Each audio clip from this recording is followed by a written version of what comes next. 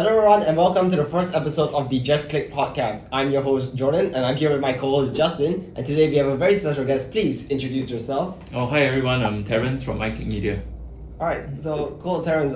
So this podcast is mainly about about digital marketing, but focused around us, what knowledge we have here at iClick.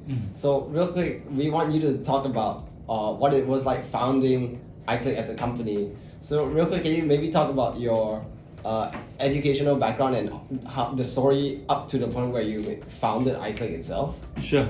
So I did my diploma in Temasek Poly, TP. Then after that, I did my advanced diploma in mass comm, and then finally my degree in communication. So that covers the educational background part.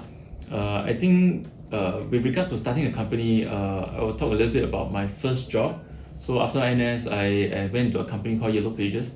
So that was when I got my first foray into advertising. And then of course from Yellow Pages, from doing traditional ad, then from there I moved on to do digital marketing. Yeah. So when you worked at Yellow Pages itself, can you explain to us and maybe the audience what Yellow Pages did as a company? What was Yellow Pages actually? Well, Yellow Pages, a little bit of history. They started off as part of the telecoms. So Yellow Pages' job is to publish phone directories for the entire population in Singapore. So you might be familiar with the Yellow Pages book, the White Pages, the business listing. Then of course, in the later years of Yellow Pages, they have the City Search, which is a phone directory, and of course the Internet Yellow Pages. So these are some of the products that Yellow Pages used to have. And what can you maybe run through what exactly you sort of did in Yellow Pages? What were some things that you can remember vividly doing? Well, I was doing advertising sales. So my job then was to provide the right advertising solution to my customers and to make sure that they have a positive ROI from the advertising spend that they spend with me. So then, what made you decide to start your own thing in the end? I think it's timing, because back then there were a lot of clients that needed help with their website, with their digital ads, and then I started to serve just one or two of them, my close customer. Then from then they started to get very good response from the ads that I do for them. Then they started to introduce their friends, their spouses, some of them they introduced their professors and their students. So I did a lot of medical. So that's why the doctors, they introduced their prof, and then some of them they introduced their spouses who are also medical doctors. So that was really how I got started, and of course the demand for my service, started to grow, and I thought, hey, why don't I'm still young, why don't I try to forge a career? I start my own company. If it worked, then yeah, good. But if it doesn't work, then I'll just go back and find another job. Yeah. So, can you quickly explain to us in as simple terms as you can what digital marketing or what a digital marketing agency encapsulates? What does it do, and how does it? What does it do as a whole? So what we do is that we use different digital marketing platforms, different tactics, different strategies to bring the right ROI to our customers. Yeah. So of course, different customers. Some customers may be more B2B centric, some are more B2C centric, but they do have a define a crafted target audience. So that's what we do. We help our clients to define their target audience and to market to their target audience using the least capital expenditure to get maximum results. Okay, so so you learned all of this only at your time at Yellow Pages itself. What the time that you were studying, how did those things help you in your job at Yellow Pages, or even then when you started iClick Media? I think my background then helped a little bit in terms of the web design and web development part. So of course, when my client wants to design a website, so I can be there to help them. But I think the company really took off probably in 2010 when we go deeper into digital advertising. There's a lot of platforms. It's not only just Google. Of course, back then you had Yahoo as quite a serious platform for advertisers to come in. Then, of course, a few years later, of course, you have Facebook. So these platforms gives more more opportunities, I would say, for our clients to really tap on and to get more leads online. So now that I want to ask, what is the process of starting a company itself? What is the moment that you think? So you think for a moment, oh, I think maybe I want to start doing this as an entire business. I want to run the thing. What is the first thing that you do after that? Do you like go to a certain someone and then say, hey, I want to start a business, or can you just walk me through how does that entirely work? So not really. I mean, when I first started, I didn't think too much into the future. I just thought that, there is demand for my service, and I'm just going in with just a try out approach. I didn't know whether I can make it out of a livelihood out of this business. And there wasn't really anyone or any mentor that I go to really kickstart the business. It was really very much like a trial and error. You try out, and then you try certain things and you see whether it succeeds or not, and then if it's working well, then you go further in. Yeah. So you were starting off alone? Yeah, that's right. So I started a company by myself. Then so when we first started, I still remember we rented one table at the factory. Yeah, so of course the factory is doing other business, so I was just renting one table from them. And you were the only employee? Yeah, when I first started, yes, I was the only employee. Then after that, I hired my first web developer. Then of course from there we started to hire more, and started to provide more services for our customers. So at that time, you were the entire staff in one company. You were doing Yeah, everything I'm that doing everything. anyone may have come to you. Oh, were your first few customers the same ones from your job, the ones that you knew from your Yellow Pages time? Yeah, some of them, yes. So some of them, they were my previous job at Yellow Pages. They were my clients then, and then they started, to continue to support me even up to this day. Then of course, from then on, these customers, they also recommend some of their friends to me. Yeah, and that's how I grew the base. Yeah. So walk me through, I guess, a timeline. What was the some significant times in the company? When did you get your first ever employees? When did you, and like what are some of the notable employees that you got along the way? How did your team grow? I think for the first 9 to 12 months, I would say it was really just a one-man show. How It was to just survive? myself. You have to put in long hours because you are the one. You are doing the accounts. You have to do the invoicing. You are the web developer. You design the site. You got to run the Google Ads. So you have experience with all of that prior from just your Yellow Pages. Yeah, I mean, web development as a skill, I picked that up during my poly days, so that one is not an issue. Of course, for Google Ads, when you first started, you got to do a little bit of try and error. But in 2010, that was when we decided we need to be serious when we offer this as a service, and that's where we go into the certification of things. Yeah, so back in 2010, we were awarded the certified partner, and then later on in 2011, we became the Google Premium Partner. Yeah. So now the company has many not department, I guess teams and all that. Yeah. So you first got your first web developer with you. Yeah. Are they still with you today? No, he when I first employed the first web developer came in 2010. He left I think 3 to 4 years after that. Were you putting out job listings looking for people with you, or were you just asking around your friends or your whoever? No, so anyone? we put up job advertisement, jobs. Last time there was still Job Street and Jobs TV. Yeah, so we put out our ads on different platforms, and then we try and get people to come and join. So that one was your first web developer. How did the teams then go from there? Now we have web development team, we have design teams and all that. Yeah. When did those teams become a thing? When did you get other staff? Like currently you have people, I think your older sister currently also works for you. Yeah. How did all of those happen? I think they so the team really started to grow 1 year later, about 2010, 2011. So that was when business starts to pick up. Then we know that I know that we needed to get more hands to come on board. We needed more help. So I started to rope in, we started to hire more people. And of course, one of them is my elder sis. Yeah, so I got her in to help me to take care of the accounts, the HR part as well as the Google Ads. Yeah. Then I think to answer your earlier question, the growth of the company probably I would say 2011. That was when we really grow. We started to hire people in specialized skills in design, and then to do web development. Then we started to hire project managers so that my time can be free up to do other things. So as the company grew, then your job scope, I guess, changed along with it.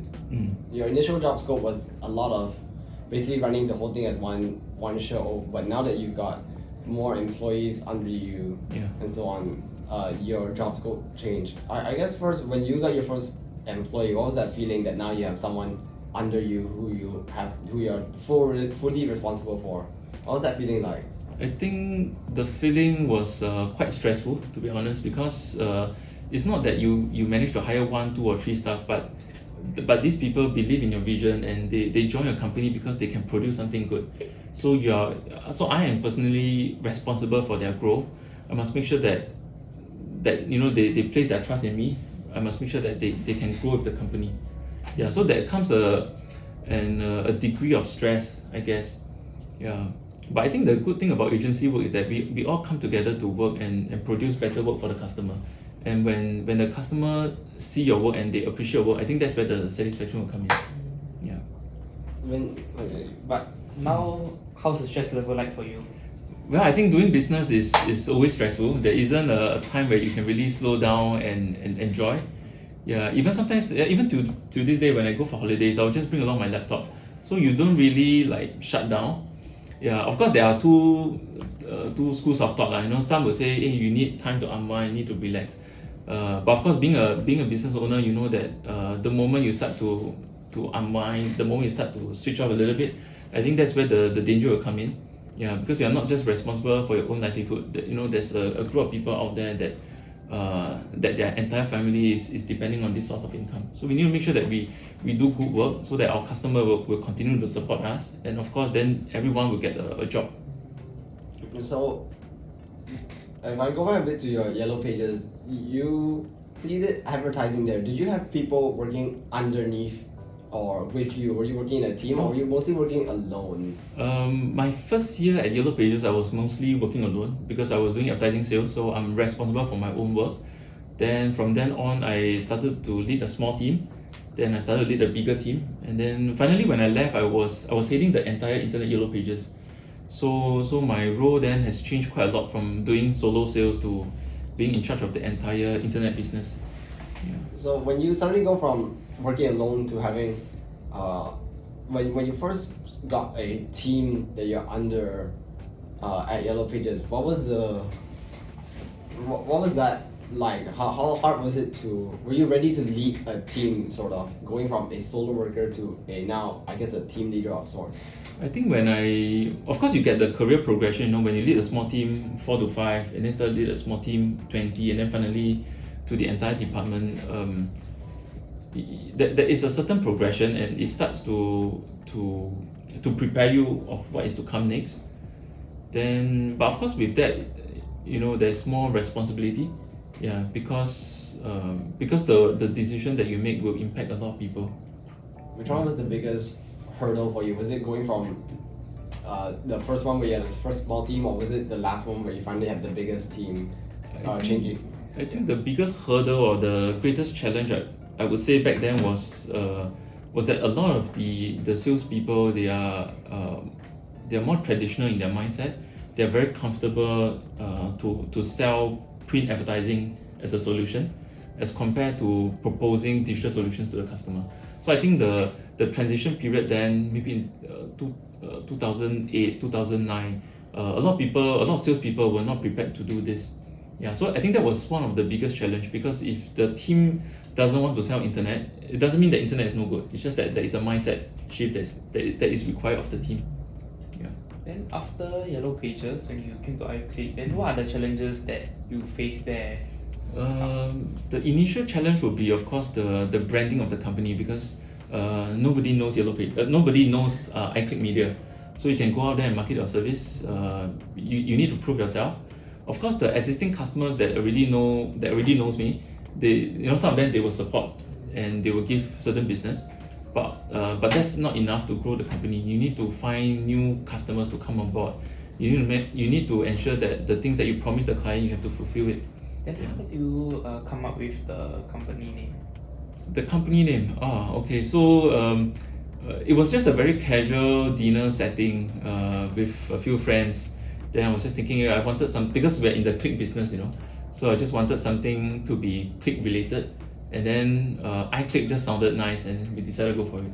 What click business you said? What the click business? Click business because we build websites for our client, so it involves clicking of the mouse. And of course, when you talk about Google Ads or SEO, we're talking about the pay-per-click ads. So that's why we wanted to incorporate this click word into the company's name.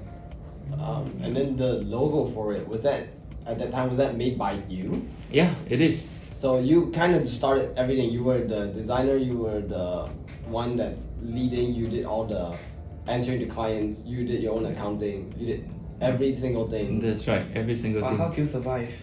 Well, what was a day in at the first you said 9 to 12 months? What was a day in your of working? Like a typical day. Yeah, what was a typical working day like? A typical working day will start from about 8 to 8:30, where I will meet my first customer. So I try to meet the clients early because I will kickstart my engine earlier. So 8 to 8:30, I'll probably meet my first client. So I try to squeeze in maybe 4 to 5 appointments in a single day. So after you meet the client, your last client at 5 to 6 o'clock, and then you will head back to office. That's where you start to think about the work. So a typical day will end maybe about 11 or 12, and then you go back. PM, yeah.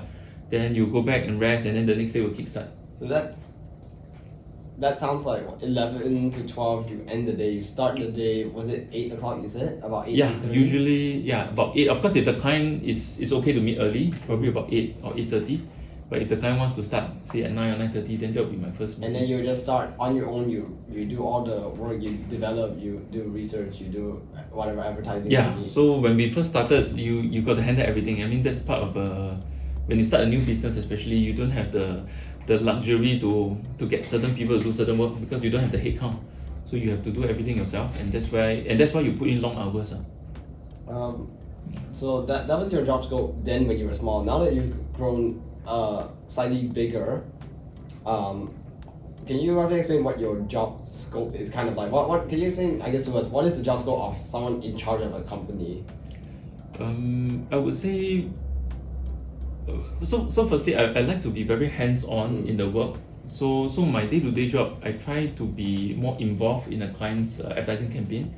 So that's where part of my day's work involves meeting our client, proposing certain ideas to them, and then of course if they accept the idea, I'll bring back and discuss with team to get it implemented. So this part of the work doesn't change, and it's something that I enjoy doing. So I don't think it is like a long hour work, because to me it's my passion to do this. Yeah. But again, coming back to your question, I think besides the part on crafting campaign and all that, I think my current work also involves planning for the staff's career progression. I think that's very, very important, especially nowadays when we're at the Gen Z era. People don't work 10-20 years in a company anymore. So a lot of the younger colleagues, they're looking at what they can achieve in 3 to 5 years. So when we plan the career path for them, we need to make sure that the 3 to 5 years meets what they're looking for in terms of their career progression, in terms of their impact to the work, what they can bring to the table and things like that. Wait, then you mentioned earlier that this is really your passion. Then, I just like to know, so how do you what do you enjoy so much about doing this? I think this has not changed from day one. What I enjoyed the most is to bring good ROI to my client. So a lot of my customers, they are the SMEs. So in terms of SME, they don't have a huge advertising budget. So when you craft something for them and they get good tangible results out of your campaign, I think that brings a lot of joy to me. So helping the smaller fish in the sea lah. Yeah, correct. To help them to use the least capital expenditure to get maximum result. I think that's what I enjoy the most. Would you say that between your times first starting at all the way back at Yellow Pages, all the way until now, when do you think you were the most and least stressed out? I guess like as a worker, like is it the most stress when you have the biggest team, or is it when you first start the company, or is it when you've got a bigger team under you as a whole? I would say when I first started out, when we were trying to grow the company, there was quite a fair bit of stress and very long work hours. So it's very common to have dinner in office and then supper in office again. Yeah, so very, very common in the first 3 to 4 years. Then of course, as the team started to grow, when you start to employ more people, both Singapore and overseas, and I think that's where your fixed costs will also increase. So with cost increase, of course, you need to make sure that your business, the traction is good, so that you can pay the bills at the end of the month. Yeah. Did you so how long? Wait, can you give us a quick scope? You worked at Yellow Pages for how long was it? 5 years. 5 years, and then iClick has been around since 2009. 2009, so it's about 14 About years. 14 Yeah. years. So you've had more experience as a business owner than you have a As I a, guess like a an salary. employee. Yeah. As an employee, do you, I guess, miss being an employee? Do you feel like you've missed out most people are an employee of someone. Do you feel like you've missed out that part of your life that, oh, I can't relate to everyone who is just an employee. I am the one that's in charge and all that. I think I'm comfortable with the current, with how things are running now.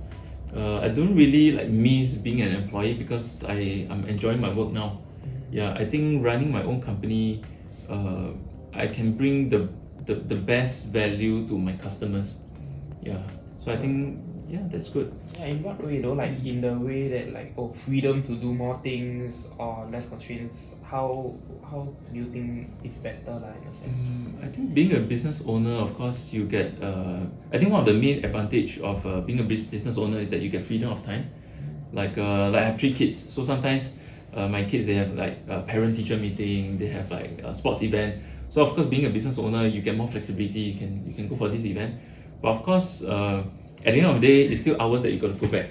Yeah, so it's very common to to even work till late at night. In fact, I always joke in the office, our like highest record in office was I think 30 over hours in office. Yeah, so we came back in the past, we still work on a half day on Saturday. So we came on a Saturday morning and then we left only on Sunday afternoon. Yeah, so that was one of the longest time spent in office, like working throughout the night. You slept. So brought a sleeping bag over, or how do you work? No, we didn't sleep. Oh. Yeah, so from Saturday morning to Sunday afternoon. A big deadline, was it? Yeah, we're trying to launch one of the websites for TradeWinds. It's a subsidiary under the SQ brand. Yeah. Wow. So that was I think in 2014, 2013 or 2014, around there. So that was. Then do you think since you mentioned how you find it much better being your own owner per se, your own boss, then do you think anyone can do what you're doing, being your own boss, or what do you think about it? Yeah, I think anyone can do what I do, but of course provided they need to have certain passion in the business, and you need to have a lot of perseverance. Yeah, especially in our industry, because our industry is a very low barrier entry business. So anyone, a graduate with a laptop, can become a competitor. Just go to Carousel to search, or sometimes you just search on Google, you see some freelancers offering their service for very, very low price. So anyone can be a business owner. But of course, I think the important part is being a business owner is easy, but I think the important part is how do you grow the business such that it can sustain the growth. And you can get more people on board. Yeah. But then you mentioned how there are really very low barriers of entry. Then that means there's a lot of competition also, right? Yes, that's right. Yeah. Then how do you manage to really stand out? I think it will boil down to the quality of our work, because if a client is just competing on price, they are looking for the cheapest, say web provider or SEO provider, they might not get the best value. Yeah, because anyone can say they do SEO, but are they doing black hat SEO or white hat SEO, or sometimes maybe in the middle, grey hat SEO? So this is like alien language to customers. You ask them, are they doing black hat? So the client would not know. But to us as industry practitioners, we know that there are shortcuts in SEO, and these black hat methods are frowned upon by Google. So if Google find out that you're doing black hat, they might penalize your website, or they might even ban your website. So there are a lot of high profile cases. If you just Google online for BMW, the car company, so that was back in 2006. The website was being penalized by Google. So it's a very big case study then, because even a big company like BMW, Google will have no qualms penalizing your website if you use a dodgy provider. Yeah, so I think coming back to your question, yes, there are a lot of competitors, but as long as we provide the right value to our client will come back to us. Yeah. I think linking back to this point, we need to do a lot of education to our customers, because our customers, they might not know what is the best practice or what is the right thing to do in terms of digital marketing. So us as the consultant, we got to let them know, okay, this is the right thing to do, but doing this will take more time and therefore the cost will be higher. But when you do this proper methodology, you can rest assured that your website will be fine. You won't be penalized by Google. Yeah. Then you said, touching more on education of your clients, then are there any like interesting stories that come about, like misunderstandings or miscommunication? Any interesting stories that come? I think talking about education, I think I will classify education into 3 pillars. The first pillar under education would be corporate training. So for myself, I'm a ACTA certified, so I do quite a fair bit of corporate training. But of course, nowadays we don't do that much. But previously, we do quite a fair bit of corporate training. Then the second type of training will be more on working directly with the schools. So for example, in Nanyang Poly, Republic Poly, ITEs, that's where we partner with the school, and then I will go down to share about digital marketing with the students. Yeah, so that part is more of like giving back to society to train the next generation of digital marketers, which is something I quite enjoy. Then the third part of training will be the pro bono training. So we work closely with People's Association. So every month we work with PA, and then as long as there's interest from certain elderly in certain districts of Singapore, then we'll go down to the CC or RC to train the elderly. In fact, one of my older students is actually 82 years old. So we train the elderly on how to use certain mobile apps, how to prevent themselves from being scammed, how to use certain technology so that they can use technology to enrich their everyday life. Yeah. So I wanted to go back a bit. Even before you joined a company, when you were, I guess, schooling or during NS, did you know what you wanted to work as? And did you know that you wanted to own a business all the way back then? No. So when I was doing my national service, I know that the first job that I want to go into, I know that I want to go into a sales job. But whether or not like I want to own a company, definitely no. I have no intentions of starting a company at that stage. I just want to find a job. I want to find a sales job because I quite enjoy doing sales during my part-time poly days, where I sell laptops at Cytex and Comex. So I know roughly the type of job that I want to go into, but not about like building a business back then. Can I ask, what was your, I guess, dream job all your years growing up? Do you remember what your dream jobs were as you were growing up? No, I don't have a dream job. In fact, I was quite clueless growing up. I don't know what I want to do. I don't know what I can do.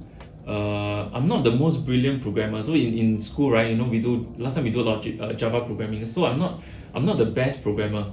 So I know some of my friends, they can do programming very well. So I definitely can't compete in the programming job. But I know that everybody, we have our own strength. So I know that I want to do a client-facing, a more communicative job. So that's why during my NS, I told myself, hey, I want to try a sales job right after NS. So why I joined Yellow Pages? It's also not because I'm very passionate about advertising. I don't know anything about advertising back then. But why I joined Yellow Pages was because this job allows me to start working one day after my ORD. So I don't want to waste a single day like just job hunting.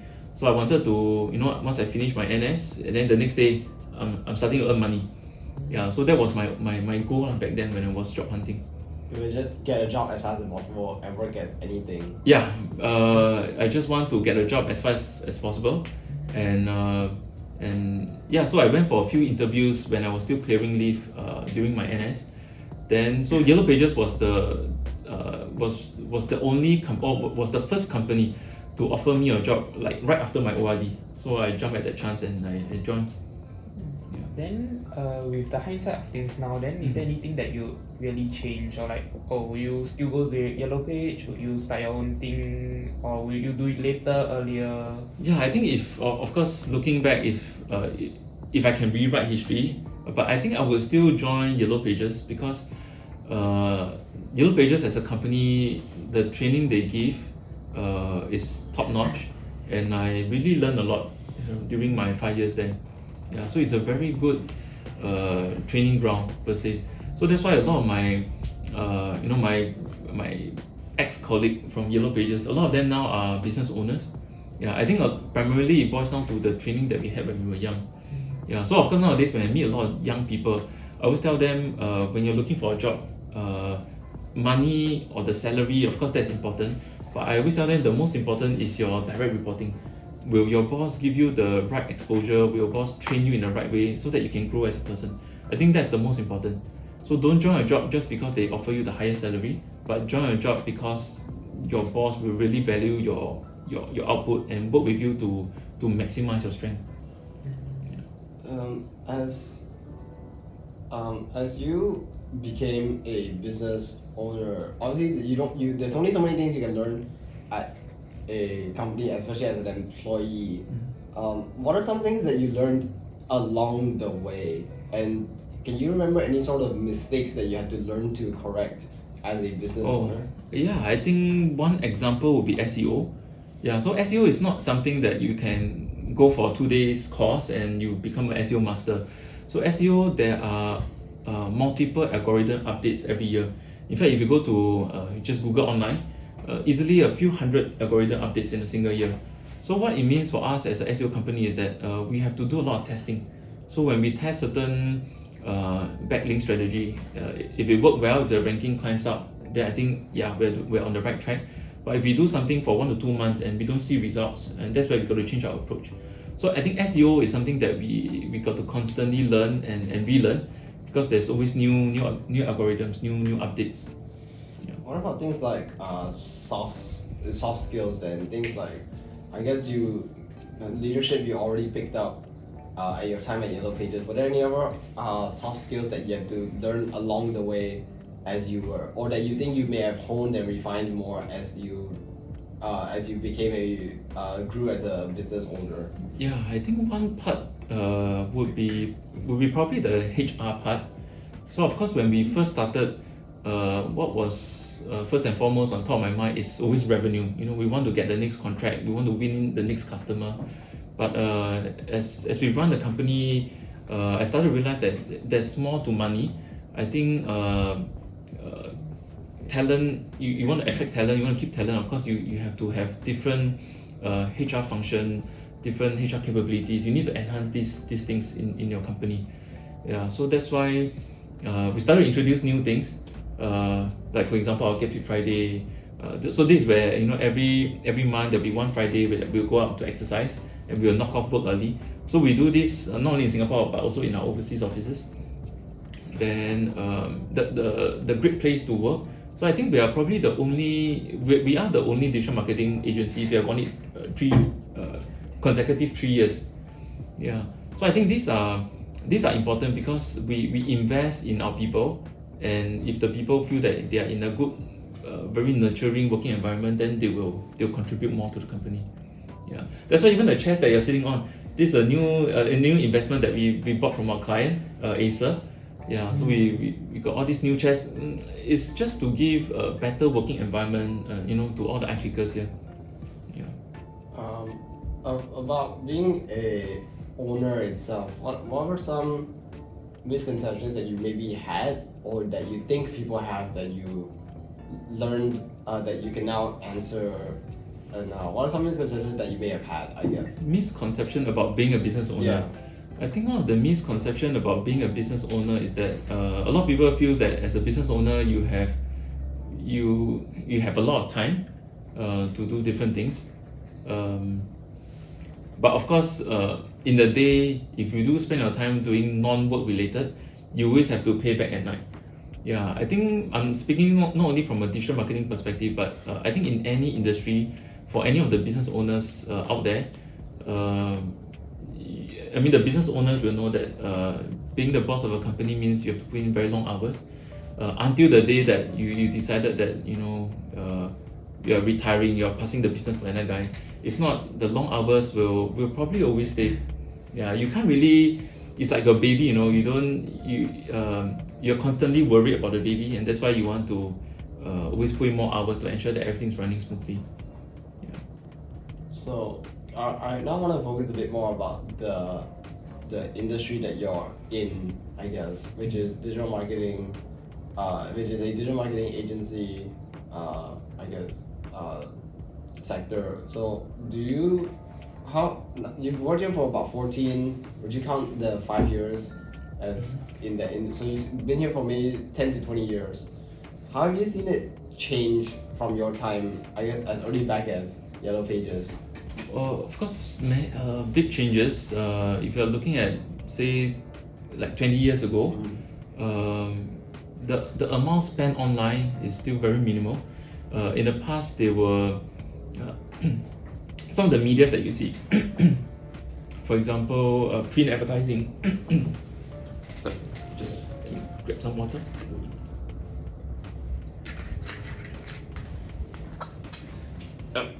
So I think back then, 20 years ago, the traditional advertising media, print, TV, radio.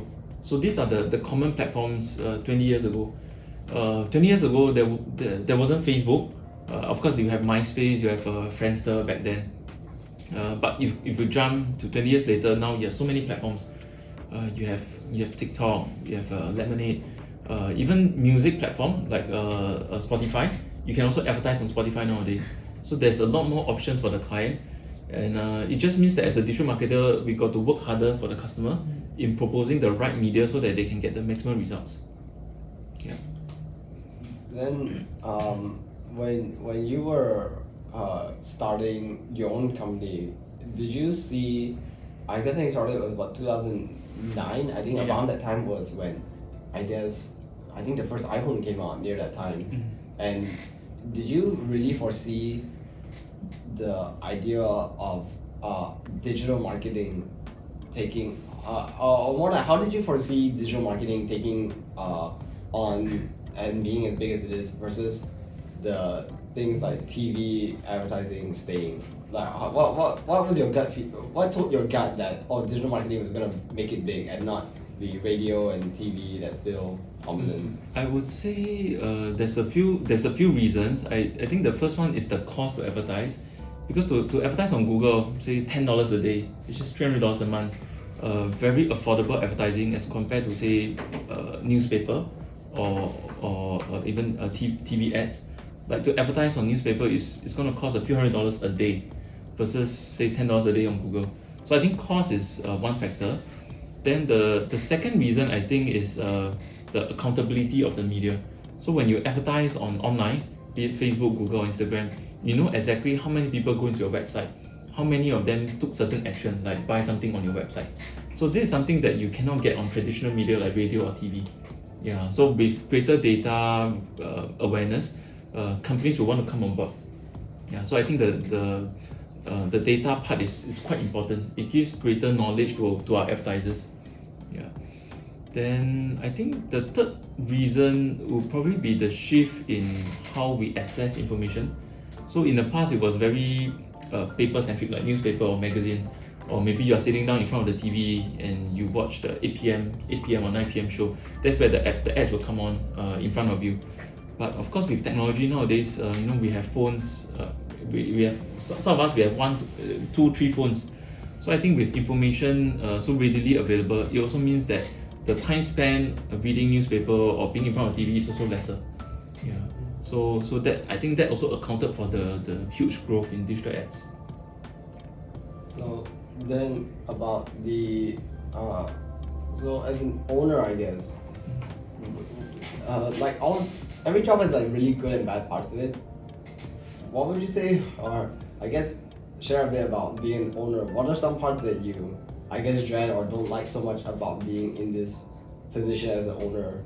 I'm sure every job has some negatives to it, as minor as they may be. I think for my position, the so-called the negative part would be you cannot really switch off and just go on a 2 to 3 weeks holiday. Of course, when you're working for someone, you can apply for leave and somebody will take over your position. But when you run an agency, even when you're overseas, like for me personally, I speak for myself. I'm still worried about the day to day. I will still want to make sure that I have an eye on the operations. And that's the thing. I feel I can't really switch off in that sense. Yeah, but I think it comes with the job. Of course, of course you can plan everything well and go for a good break. Definitely you can, but I think the desire inside me to always want to take a look is always there. Yeah, and that's why I think I can't really afford to take a clean break. So would you say then this is the dream job that everyone kind of thinks that it is? Like, do you think a lot of people say I want to be a business owner? Do you think there are some things that they may not see in it, or that they may not be prepared for, that may deter them away from it, I guess? Yeah, I think a lot of people have dreams to be their own boss, but statistically, if you look at Accra's numbers, I think 60 to 70% of businesses close down within 3 years of them being set up. So it's a very high number. So of course, many people they want to achieve financial freedom. They want to chase their dreams. They want to build their own business. They want to be their own boss. But ultimately, it's more than that. You need a lot of hard work. You need to have a good business model. You need to provide good solution to today's problem. And of course, if you possess all this, then yeah, why not? Set up your own company and be your own boss. But of course, I want to add that I think being in any business, not only digital marketing, I think the first 3 to 5 years, you probably got to put in like superhuman effort. You got to put in long hours, and this is something that you have to be prepared for. Yeah. So I guess ignoring the negatives, then what are some of the things that maybe people should not prepare for, but what some of the best parts about working as the owner that I guess a lot of people can look forward to, and you can say yes, this really is the part that I really do enjoy? I think the flexibility of your own time. You get to plan your own time. You get to plan what time you start work, what time you end work. I think that's good in a sense. And also you get to plan the direction of your work. Like for as a digital marketer, we got to plan what media mix is good for our customer, how we should craft their strategy, the tactics. I think that's good. Yeah. So for example, maybe a Thai food F&B operator, if you can cook very good Thai food, you want to run a restaurant, then yeah, you can set the direction. You want it to be a very upmarket Thai restaurant, or you want to be a very Thai street food style kind of eatery. So you set the tone for your business. But I think what is uniform is the hard work, the long hours. Definitely, that one is a major ingredient for success. So, then now I want to talk about you are a business owner, but you're would actually be considered a small medium enterprise. That's right. Yeah, that's right. Do you hope that one day, not necessarily iClick, but that you are in charge of a much bigger company and an MNC itself? I would say I don't really have a very clear goal in the sense of making it X number of employees or X dollars in revenue. But to me, I think what I'm more concerned about is every campaign that we run, are we maximizing the results? I think if we do the small parts right, the big portion will come along. Yeah. Will you one day want to let's say hypothetically you could just stop right now, this company just vanished, and then you were given an opportunity to be maybe like a CEO of a very big company? Would you take that opportunity, and do you think how do you think you'd fare in that sort of position? Do you think you can apply those same skills? I think I will still stick on at iClick because I enjoy what I'm doing now. Sometimes working in a big company does not necessarily mean you'll be happy doing it. Yeah, so I rather be happy doing what I'm doing now rather than say chase for bigger money elsewhere. And now that you've worked at iClick for so long, do you see how do you see it growing into the future with another 10, 20 years down the road? Oh, I think there'll be a paradigm shift in terms of how we do things. Even now, we talk about AI, we talk about machine learning. So, of course, these technologies, they are still not very mature now, but I think give it, say, 3 years, I think things will change. Maybe in future, we don't use search anymore. Things, you think of something, maybe the information will be presented just in front of you. Or, so I think the way we run digital marketing may change in the future, but I think the rationale behind bringing results to the advertiser, that one doesn't change. It's just that the media has changed. Yeah. But I think to add on, I think it will be very exciting, the near future, because with all these new technologies, it means you can do more things at a faster pace. So it means cost will be brought down. I think this will definitely impact the whole industry. So, I guess one last thing I want to ask you is that you've been working at this company for 14 years. What are some of your best moments, some of your proudest moments, some of the best achievements that you've seen this company go through, either personal or as an entire company? I would say probably 2014. Because 2014 was the year that we bought our own property, so we moved in here. I think that was it's like a milestone check, because before that we were just renting offices from somebody else. Then so in 2013, previously we were renting an office from Maple Tree at Depot Road. So in 2013, they sent a letter to us. They said they're going to take back the building. They're going to demolish the building and rebuild into a high-tech building. Yeah, so we were given the option to either move and then they'll compensate us, or we can rent another place from them. So back then we said, hey, why don't we try to look for our own property so that we wouldn't be chased by landlords again in future. Yeah, so after that we chanced upon this place. Then we came over to this unit. Back then, this unit was still extremely rundown. Previously, it was a construction company, and there will be people smoking in the office, and it was a very rundown office. So we bought over, we demolished everything, and then we just renovated, from the ground up. Yeah, so I think this is one moment that I thought that I'm really proud of. And do you have plans maybe to expand maybe another office or something at the other side of Singapore? Yes, we do have plans. So this office is about 2,000 square feet. So we are actually on the lookout to get a much bigger place. So actually during COVID, I think in 2021, actually we bought another 2 units, but that's in the north of Singapore in Woodlands. So we bought another 2 units. It's about 3,300 square feet. So actually the plan is for us to move over so that we can enjoy a bigger space. Yeah, but of course with COVID back then, because previously it's 100% work from home. So when we bought the 2 units, we just rented it out. Yeah, then when COVID sort of died down and came back to office, but we are still running hybrid. So now we don't have plans to really move there. But of course, if we need more space, and if everything is good, then yeah, we might move over.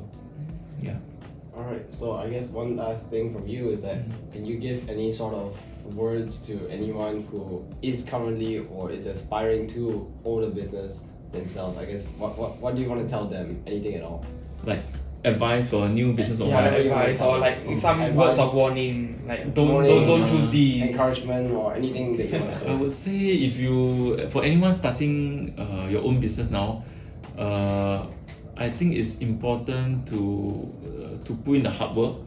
Yeah, because it's easy to say, you know, you want to work hard, but when you equate working hard as, you know, from 8 to 11, it's a different thing.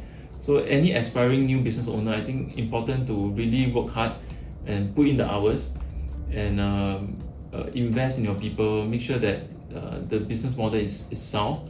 Then I think the business will be okay.